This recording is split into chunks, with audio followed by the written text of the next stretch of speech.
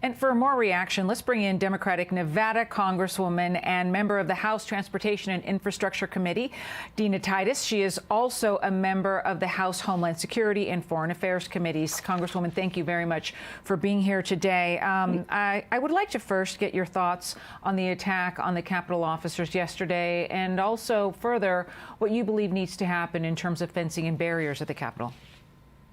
Well, it's heartbreaking to lose one of our police officers. They are such heroes, and now we are praying for the other one who is left in the hospital.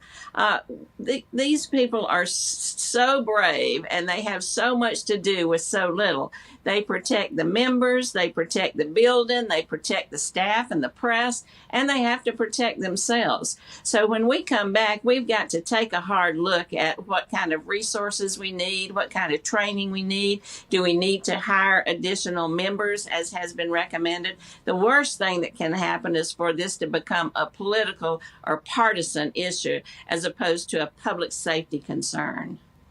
And Congresswoman, I'd like to move on to this infrastructure bill. The Biden-Harris administration has put forward this $2.25 trillion spending package. And why don't we take a look at some of what is listed in the details here? We have $400 billion for affordable home or community-based care for elderly and people with disabilities, $50 billion for National Science Foundation, $46 billion in federal buying power for green energy initiatives, $35 billion to develop climate solutions, and $30 billion to spur innovation in rural areas. How does this fall under the definition of infrastructure in your mind?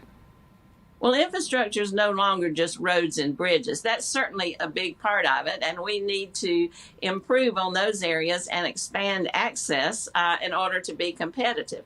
You've got China moving forward into the 21st century very robustly, and we need to catch up. Infrastructure also includes housing or water pipes that are filled with lead and are dangerous to population. All of these programs that create jobs will build additional infrastructure. You didn't mention the expansion of the internet. The internet is as essential today as electricity was when it first was invented.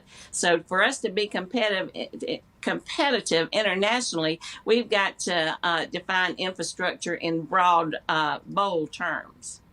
But if you include things also like we have for community colleges, you have $12 billion for community colleges, you have $25 billion to upgrade child care facilities. If it's no longer just roads and bridges, then why call it an infrastructure package at all? When some of this could clearly fit into an education package, it could fit into anything else. If it sounds like everything could be considered infrastructure. Well, some people think this bill is not broad enough. And some of the economists say if you don't go big, you might as well go home. And that includes some economists who work for Donald Trump. I think you have to be bold or it won't make a difference. Remember, this shouldn't be partisan. That committee that I serve on has been one of the least partisan in Congress.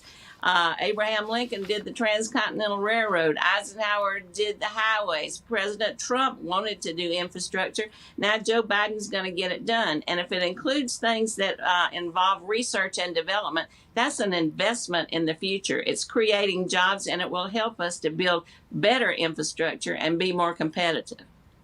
Lucas Tomlinson is now reporting that the Pentagon has approved HHS's request to house migrant children at Camp Roberts. This is about 2 hours drive north of Santa Barbara, California. If infrastructure is meant to go big and this isn't big enough, should this also include what's happening at the border? Should it go to beef up some of these facilities where these children don't fit? They can't stay more than 72 hours at a time and help with the resources that the Border Patrol is screaming that they need.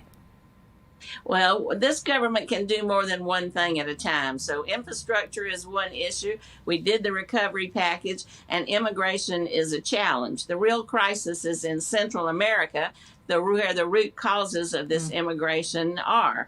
We need to help to deal with that kind of violence and those kind of economic problems. We need to redo our immigration system from stem to stern because it is broken, everybody agrees. But we do have a policy under this administration to treat children as humanely as possible, find better facilities for them, be sure that they aren't cramped in cages and can eventually be relocated with with their parents. So yes, it's a challenge, but yes, we're working on it and open to suggestions. Don't just go down there and ride in an armored boat. Come with something that might help solve the problem. Congresswoman Dina Titus, thank you so much for your time today. Appreciate it.